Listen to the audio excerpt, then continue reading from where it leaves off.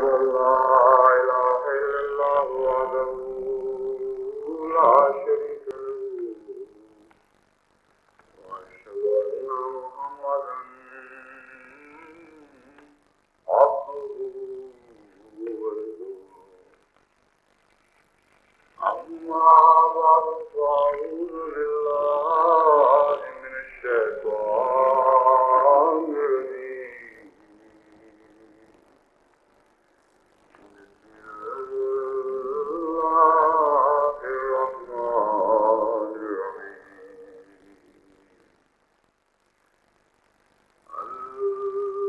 الحمد لله رب العالمين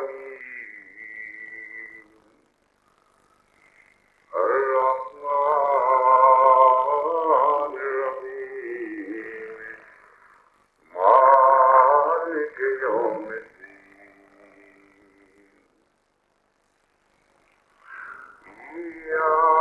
إياك نعبد وإياك نستعين اهدنا الصراط المستقيم صراط الذين أنعمت عليهم غير المغضوب عليهم ولا الضالين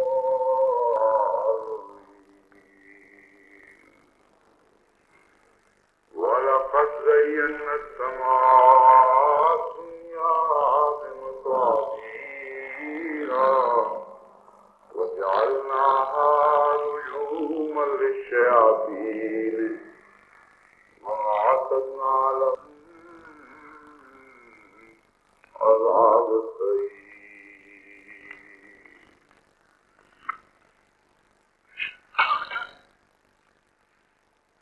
It is a style of the Holy Quran to draw man's attention to the phenomena of nature, but that phenomena of the nature to which the attraction of man is drawn is not in an object in itself. Is not an object in itself. Thereby, something else is meant. In fact, Allah wants to draw the attention of man towards a different spiritual phenomena, and the phenomena of nature is only to work as an analogy, the study of which would give us more greater opportunity to study the hidden phenomena of spiritual world. The verse which I have just quoted also is an example, an illustration of what I have just said. Apparently, heaven is described, according to the words of the Holy Quran, the lowest heaven, in which lamps are studied, and the purpose of those lamps is to repel or drive away Satan. This is what it says in so many words in the verse which I have just recited before you. لَقَدْ زَيَّنَّا السَّمَاءَ الدُّنْيَا بِمَصَابِيحَ. We have decorated the first heaven with lamps. What is the purpose? جَعَلْنَاهَا رُجُومًا لِلشَّيَاطِينِ. And we have made them to drive away the Satan. وَأَعْتَدْنَا عَذَابَ السَّعِيرِ. And we have prepared by way of punishment for them a blazing fire. Now apparently, this is not what is meant by the Holy Quran, because the whole verse in fact is applicable not to the apparent world we see, but to the hidden world of religion, and the religious phenomena is being revealed thereby. Because a apparently we don't see any shayateen who are being repelled by shooting stars. Nor do we observe lamps as such in the heavens. So, obviously, according to those who understand the style of the Holy Quran, such verses relate to a different phenomenon altogether. When we say that, some non-Muslims can raise this objection. We can allege that you are putting words into the mouth of the Holy Quran because you have reached a state of knowledge where the world has advanced in science, and you think that the verses of the Holy Quran are left far behind in time, and they are describing the phenomena of nature incorrectly. So, to guard against allegations regarding the Holy Quran, you are trying to come out with excuses.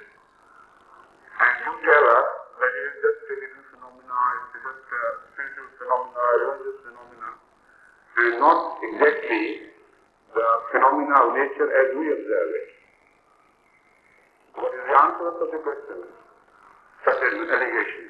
It appears to be rather heavy, and Islam must be defended rationally, not through imagination and through our beliefs alone. Those who understand the style of the Holy Quran will further proceed to note that the Holy Quran does not require any foreign outside defenders.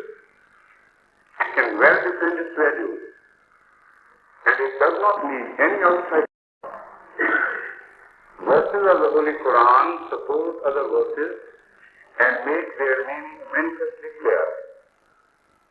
So, when we say positively that these verses mean to refer to a religious phenomena and not the apparently natural phenomena, we must have some proof in the Holy Quran itself, so that when the attention of man is drawn towards the second type of verses, immediately the allegation is called by themselves.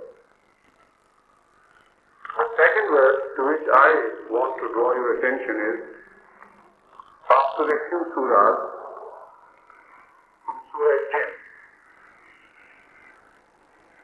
The Holy Quran tells us in that verse, that surah, وَإِنَّا لَمَسْنَا السَّمَاءَ فَوَجَدْنَاهَا مُلِيَتْ حَرَسًا شَدِيدًا وَشُهُبًا وَإِنَّا كُنَّا نَقْعُدُ مِنْهَا مَقْعِدَ لِلسَّمْعِ وَمَنْ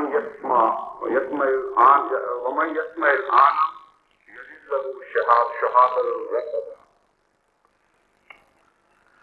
It says in the words of Jinnai, and again that word Jinn is a very debatable word, how it should be interpreted. Is it meant by the Holy Quran to refer to a very special type or unknown type of creation which is invisible to the human eye and which has power over human affairs as well occasionally, or something else is meant by this? But I leave that alone for the time being, because that will be making a diversion in another direction.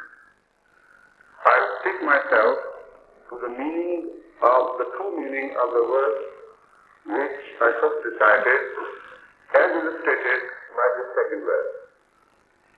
In the second verse, Allah tells us that after the advent of Hazrat Muhammad Mustafa sallallahu alayhi wa sallam, a party of Jinnai, came to see him. And they accepted those of allegiance, they took those of allegiance in his hand. And when they returned, they started talking between themselves. And this is the talk which we refer to. They say, while they go back, they are saying, إِنَّا لَمَسْنَا السَّمَاءَ فَوَجَدْنَاهَا مُلِيَتْ حَرَسًا شَدِيدًا وَشُهُبًا. We tried to reach heaven, but we found it fully protected by strong guard, Shuhaba and shooting stars. وَإِنَّا كُنَّا نَأْخُذُ مِنْهَا مَقَاعِدَ لِلسَّمْعِ. While previously we used to sit in places to listen, and nothing happened. Now, وَمَنْ يَسْمَعِ الْآنَ, nor if anybody attempts to listen, يَجِدْ لَهُ شَهَابًا رَصَدًا, he will find in wait, in ambush, a shooting star for him. What happened? That the apparent phenomena of nature is totally changed, has been transformed. The only thing which has happened is the coming of Hazrat Muhammad Mustafa sallallahu alayhi wa sallam. While in nature nothing has changed, no change is observable in nature. The heaven is the same as it used to be, the apparent heaven. The skies and the stars and their behavior is exactly alike. But something has changed after the advent of Hazrat Muhammad Mustafa sallallahu alayhi wa sallam, and a new system is created. So that shows positively that the outward nature is not meant at all in this verse, nor in the previous verse. What is meant is this, that when prophets come, they create a new heaven. And that heaven is different from the heaven previously known to the people.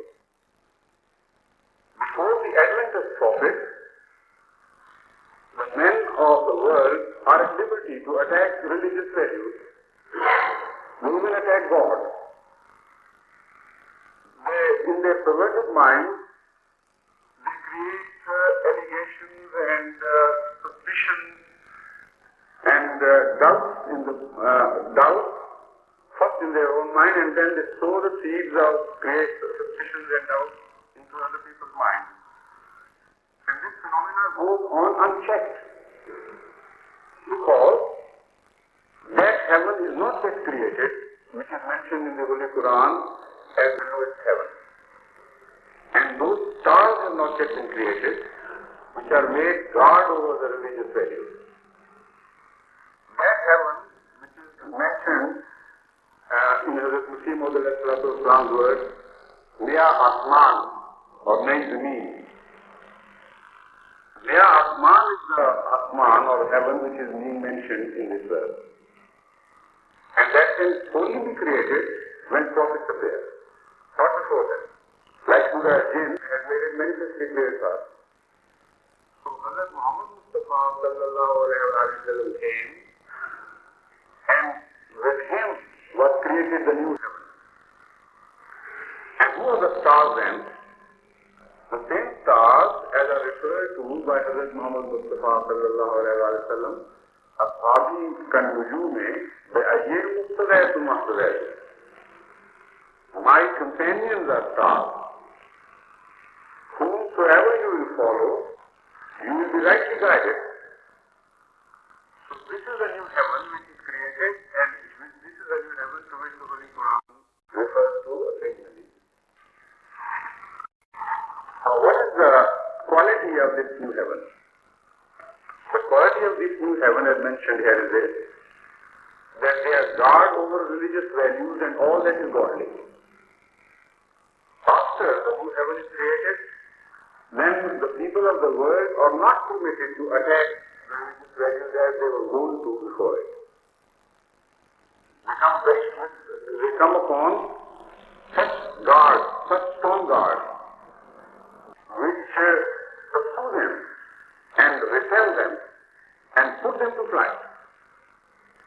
And if they are not put to flight, they are destroyed totally, because such is a strong system of guarding this heaven that the people of the world have absolutely no play in the matter left anymore.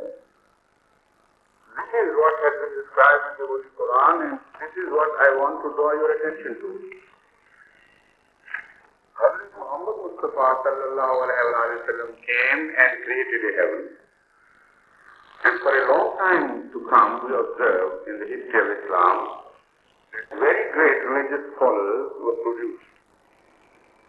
Even after the companions of the Holy Prophet had left this mortal world, there were people who followed them in their footsteps and defended the values of Islam very strongly, with the result that they were all inspiring to the enemy.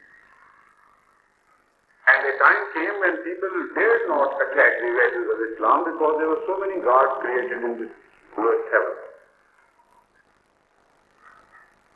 After a while, unfortunately, as the Holy Quran had itself predicted, there were changes taking place in this heaven. Stars were torn from their hinges, and darkness was replacing light gradually. With the result that ultimately, as Muhammad Mustafa sallallahu alayhi wa sallam had predicted himself, a time of total darkness came and got extended into centuries. Very little light from heaven was observable during that unfortunate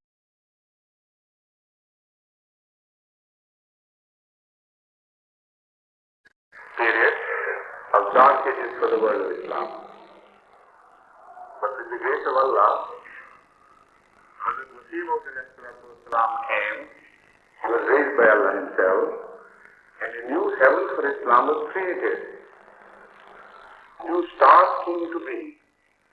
New system of defense for Islamic values was created.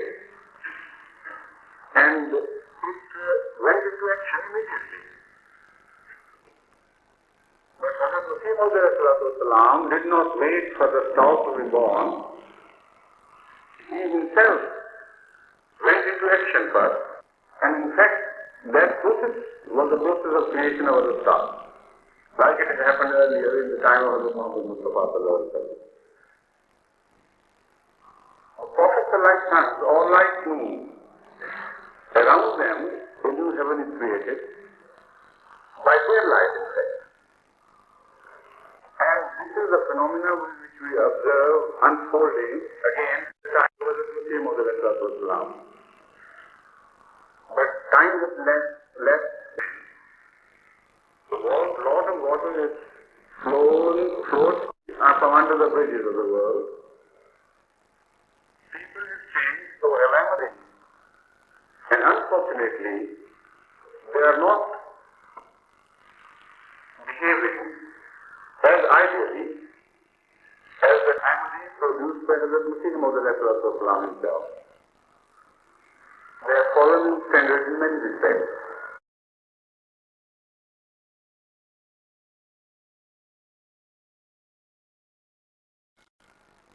And this is one respect in which I so painfully have to admit that they have fallen much below the standard.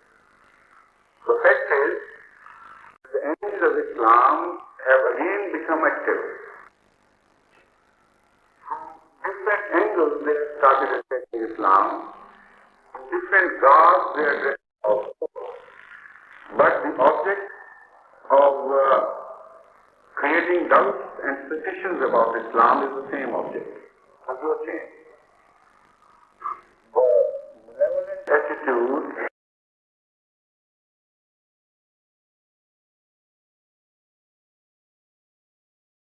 and the inimical stance is the same. Only the style has changed a little bit. But enemies all over the world, if not all, majority of them are not mindful of this phenomenon anymore.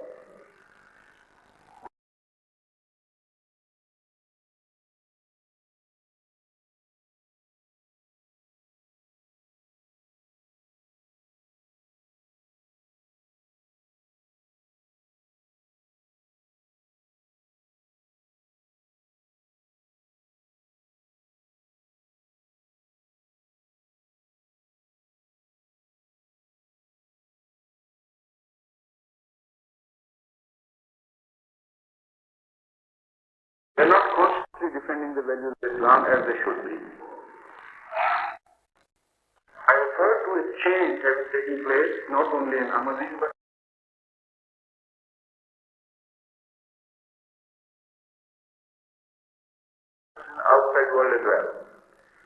to further elaborate on this observation. Then you'll understand what I mean. What I mean to say is this, that although the enmity of Islam continues to be the same, its form has changed, and new garbs and new dresses are being worn by the same enemy. Their quality has changed a little bit, apparently, though, but not in fact. The quality has changed towards, apparently it has fallen down. Apparently the enemies are less enemies and they are sometimes talking in terms of friends. This is the new generation of the Orientalists we observe now coming up. But I have noticed with my new study that practically, except for the addition of deception, nothing has changed. The same people with same bitterness are attacking Islam. Only the language has softened down and the style has changed and the nomenclature has changed. Previously, what they used to call poison, now they label it as potion.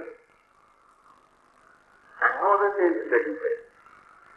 Previously, they used to call Hazrat Muhammad Mustafa sallallahu alayhi wa sallam a liar in plain language. Now they say he is not a liar, we don't know what he is. But when they criticize the Holy Quran, they take pains to prove it positively that the founder of Islam, Hazrat Muhammad Mustafa sallallahu alayhi wa sallam, was the author of this book and there was no Allah who spoke to him, and he was a very poor author for that matter. They point out defects, human values, and defects in other areas, and contradictions and changes and so many things they indulge in, only to prove to a common reader that this book was not only the work of Hazrat Muhammad Mustafa sallallahu alaihi wasallam himself, but was a very poor work. What they praise is something which is not at all an indication of the Holy Quran being from God. For example, they praise just the language sometimes. And the Muslims are deceived, they're saying that, oh, they are friends of Islam, they are changing their stance and attitude, because they have started praising Hazrat Muhammad Mustafa occasionally, and his language. Sometimes they come out with great tributes to Hazrat Muhammad Mustafa, peace be upon him as well. In such departments as are devote from religion, in fact, only as a human being they praise, as a human being they praise him. Or they praise him for having some excessive qualities and capabilities of leadership. But that is all deceiving. They need to be the committed enemies of Islam by changing this language and apparent attitude, they are deceiving more people than before.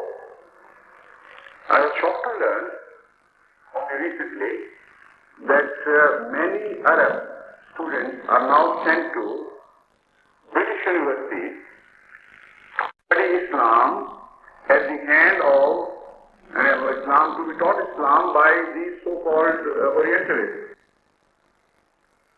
At one university alone, there are more than 50 Arab students studying Islam, and whatever is being taught to them, they follow it with good grace. They follow it not knowing that it is the same poison which used to be administered before, but under a different label. So this situation has changed for the worse, not for the better. But I have seen that there are very few people who are closely following their cause and keeping watch over their activities. This is the only reason why I have taken up this subject today. I want to invite the attention of all Ahmadis all over the world, wherever they be, to prove to be those stars which are mentioned in this verse. They are the stars of the new heaven which has been created by the Muslim of Islam. They are the stars on which depends the defense of Islam state. If they sleep over this, they will not be mindful of their duties to Allah. If they do not guard Islam, who would be in their place? Who would be the person who would guard Islam? Because Allah has bestowed this responsibility upon us. He has chosen us for this purpose. So if we leave this responsibility alone, nobody is going to come forward and do it for you. And they are incapable of doing it. Because they do not understand the values of Islam as you understand today. Hazrat Muslim has drawn your attention to such keys that open up new avenues for you when you study the Holy Quran. He has delivered for you such clues as make you understand the Holy Quran more easily than the rest of the world. So if you do not defend the values of the Quran, nobody else is going to do this, I tell you positively. And this is what is happening at present. On Islam, distorting the teachings of Islam and distorting the figure of the Muhammad Mustafa have come to market, and they have not been taken notice of by the Ahmadis living in that particular country where they are published. For example, here in England, I have come across which have not at all been mentioned in our literature, but which are full of poison. And the new generation is brought up in that manner.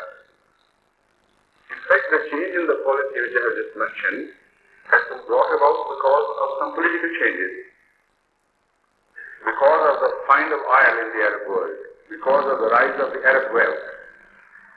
Now the Orientalists are changing their policy in form alone. What they have decided is this, that why to antagonize the Muslim world by calling a so-called liar a liar, call him a truthful person, and then start enlarging upon his life as they say it. This is the policy. So a change of nomenclature has occurred and nothing else. Because the Holy Quran, the book of Allah, all right, but then attribute such enormities to this book, such horrible contradictions and so on and so forth, that the reader, after reading only a few pages written by them as commentary on the Holy Quran, begins to believe that it is just a hocus pocus, nothing to do with Allah or anything which is nothing to do with those books which are revealed by Allah. So this is the enmity about which we must be conscious now and make conscious effort to first detect and then pursue and then put to flight all these enemies of Islam. Among you are people who are knowledgeable, who are learned, who can understand English very well, and who are also somewhat, if not entirely well versed, but somewhat versed with the values of the Holy Quran and Ahmadiyya. They should start reading such books and pinpointing the mistakes and elaborating on what has been said against Islam. We should prepare such lists, with the result that afterwards, if they are themselves capable of writing some convincing answers after making some research, we should go do it by themselves, but should not leave it entirely to their own efforts. What they should do is, I have that in mind, a very clear policy to pursue.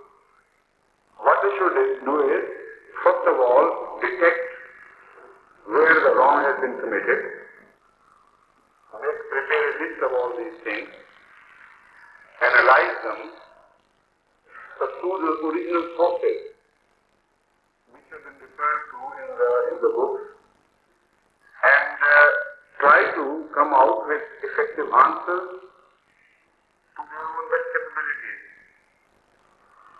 But should not leave it at that, because it's simple that they are not capable of defending the value of Islam effectively.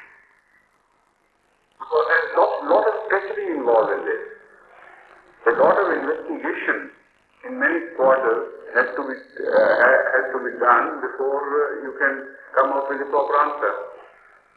So all these things, all these books with references, everything, we refer to the center. There we are going to create a cell, inshallah, which will collect all such attempts made by the enemies of Islam, and we will stabilize them, and then make a research work pursuing all the authorities they have quoted, with the result that after collection of such data, inshallah ta'ala, we will be able to pursue the enemy to the last ditch he can go to. And this is a very important and urgent matter. How can it be done? I have got another plan which I want to dwell upon now.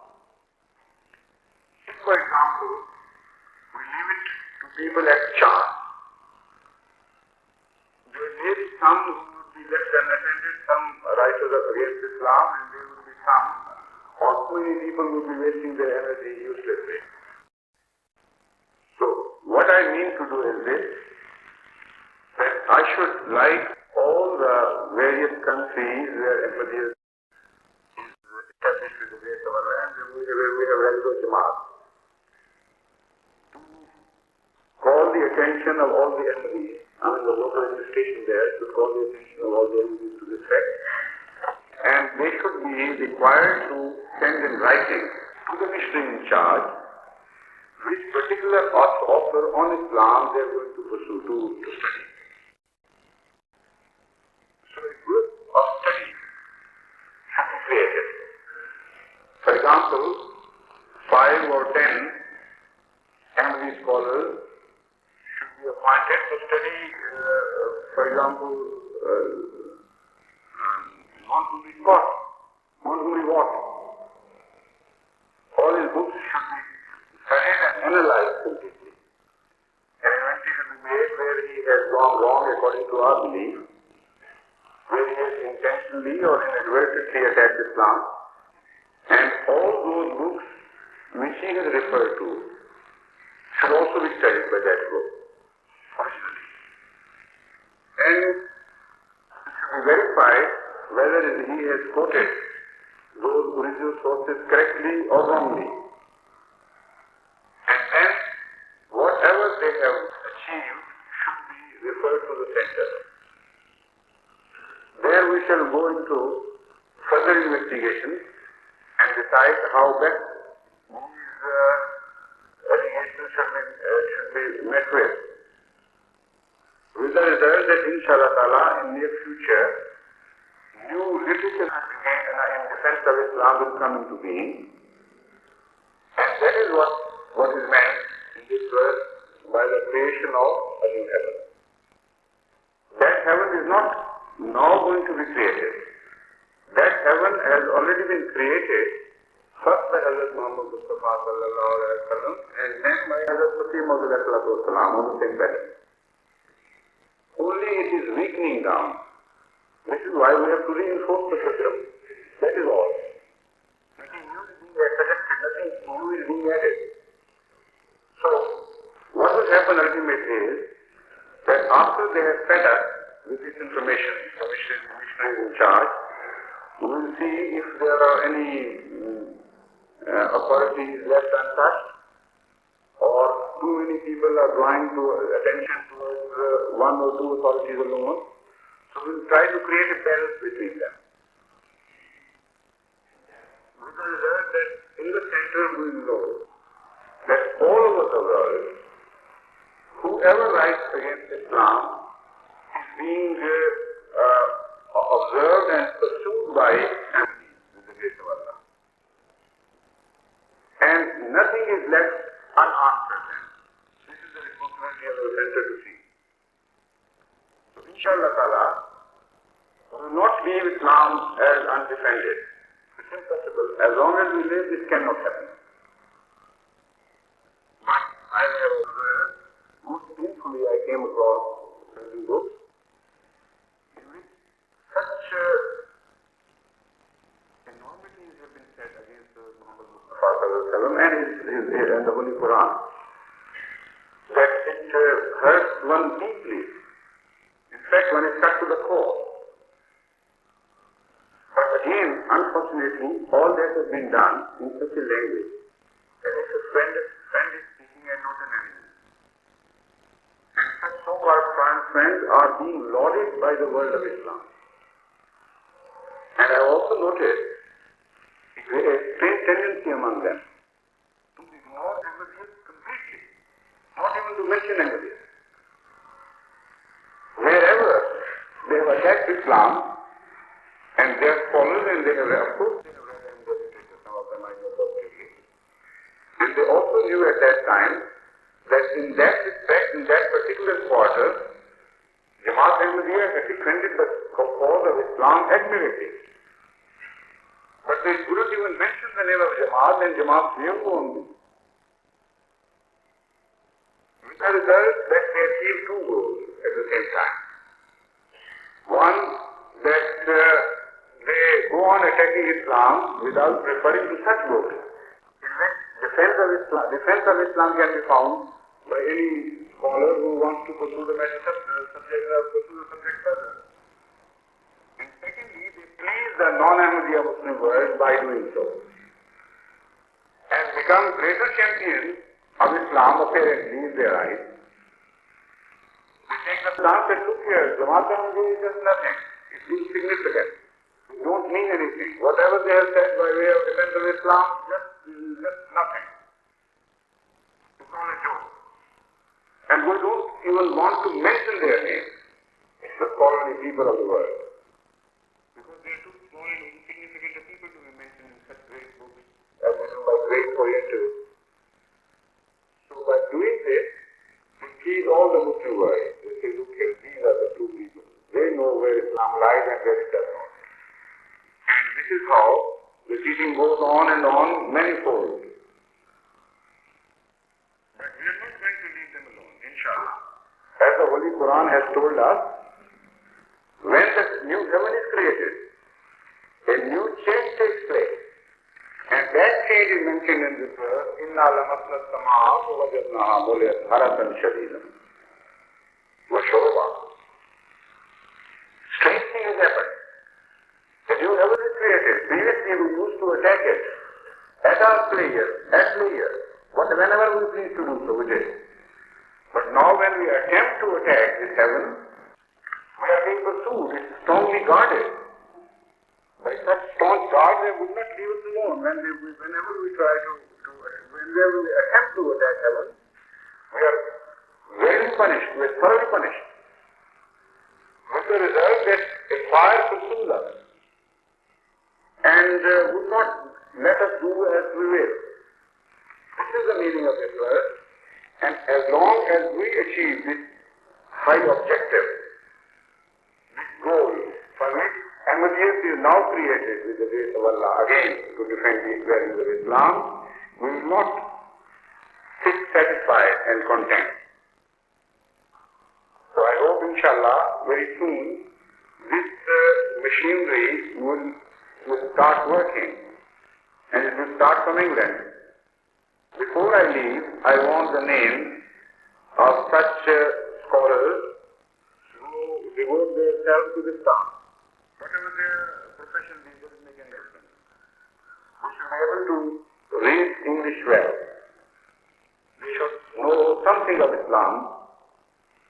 Not that totally ignorant of the Holy Quran or looking over the class of Islam and undertake to defend Islam. This cannot happen. I mean those who at least know Islam, who have read missing of the Islamic books, to a certain degree, and they are capable of understanding the values of Islam in the first place. And the theme of the Islam of Islam has made it manifestly clear to everybody.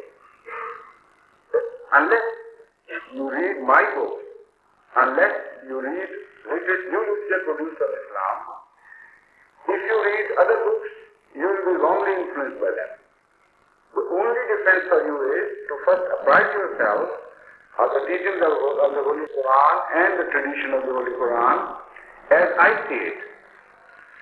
Through my eyes, you see such beauty that no person who attempts to distort the face of Islam will succeed in doing so, as far as you are concerned. Because you will have observed Islam through my eyes. All the beauties of Islam would have been made clear to you as I see them. After that, there is no question left of any misunderstanding. This is a very important fundamental thing for everybody. They must first of all prepare themselves. They must first of all apprise themselves of the correct approach to Islam. Once they do it, and then afterwards they study the literature of the enemies of Islam, no harm would come to them. It's impossible for them then to feel defeated or to feel in any danger, to be in any danger of being misled by the enemy. But little people who have not done so, I have seen among Ahmadis who start reading the literature of the enemy without first reading the literature of Ahmadiyya. I found them ultimately misled, in fact. There were many students, not many, but there were some students at the college, when I used to study in Roman College, Lahore, who were totally wrongly influenced by such study, by studying the history of Islam through the eyes of the so-called Orientalists and so on and so forth. They were ultimately themselves poisoned.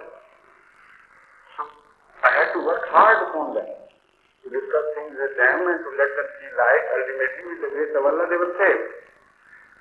But this can happen. This has happened before. In this country, you should also guard against this. So a system should be evolved, should be recorded by the Imam, and we should go about it in an orderly manner. We must make a scientific approach, and when this sermon reaches other Ahmadis all over the globe, they should follow suit as well. I'm so excited about it, in fact. I want it to be done now and then, but it's not possible. It will take some time. But inshallah, within 1 year, we should see this system of new heaven operated in the world, and all the world should realize that something has changed. And they should admit defeat in the world. Inna lamasna samawati wajadnaha mulyat haratan shadidan wa shuhaba wa inna kunna naqudu minha maq'ada lil-sami wa man yasma' al-ana yajid lahu shahawatan. May Allah grant us opportunity and strength and will to fulfill this noble objective as best as we please.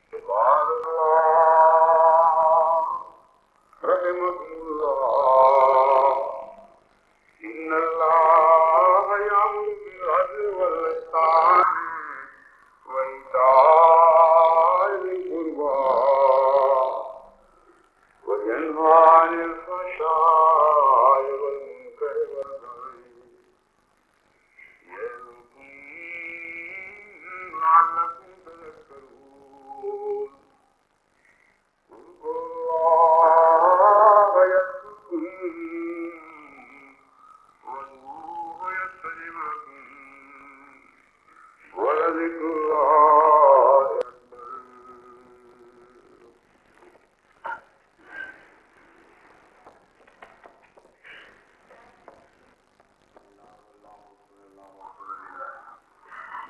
That is the tradition of the Muhammad Mustafa sallallahu alayhi wa sallam, that the evening before Hajj, each day, during the day of Hajj, the evening before the Eid day, that is the day of slaughtering. After the prayer, he always had recited mostly Allahu Akbar, Allahu Akbar, La ilaha illallah, Allahu Akbar, Allahu Akbar, wa lillahi alhamd. And he continues to do so after every prayer for the following next 2.5 days. So this is the last day. This is the third day of third day. This is the third day in which we do it in the prayer. So every generation should be informed of that thing. All the traditions of the Holy Prophet of Islam should be important once they get alive. And generation after generation, they should be retold. But I found it here in unfortunately in England that our younger generation is not a pride of eating. And so when I started reciting it, nobody followed me. Even the young boys belonging to a bit older generation didn't know what I was saying. So these things should be taught like in school. Allahu Akbar, Allahu Akbar, La ilaha illallah, Allahu Akbar, Allahu Akbar, wa lillahi alhamd. Allahu Akbar, Allahu Akbar, La ilaha illallah, Allahu Akbar, Allahu Akbar, wa lillahi alhamd. Allahu Akbar, Allahu Akbar, La ilaha illallah, Allahu Akbar, Allahu Akbar, wa lillahi alhamd. And again, it reminds me of a thing which was suggested to me this morning by someone, that I should speak on the subject of the views on and the obligation towards God. How to come there to worship. It was pointed out to me, and by a very highly respected friend of mine, that gradually people have started showing signs of disrespect inadvertently to this way being. But surely the signs of disrespect are obvious. In the mosque, they begin talking loudly of the worldly affairs. Even while some people are saying prayers, they are not mindful of the fact that the house of Allah is for the worship of Allah and for nothing else. In the Masajid al-Ilahi, وَلَا تَدُومَ اللَّهِ أَحَدًا. This is the verse of the Quran. This is the worship. And when the worship you, you should not discuss your own private affairs in the mosque. Only religious talk should be had, and that too is the prayer and Muslims. Not while the prayer, people are saying prayers, it is permitted for you to start talking even on other religious topics. So these are the things and obligations which will not fulfill towards mosque. You come here just for the memory of Allah. Remember Him in your heart or with your lips.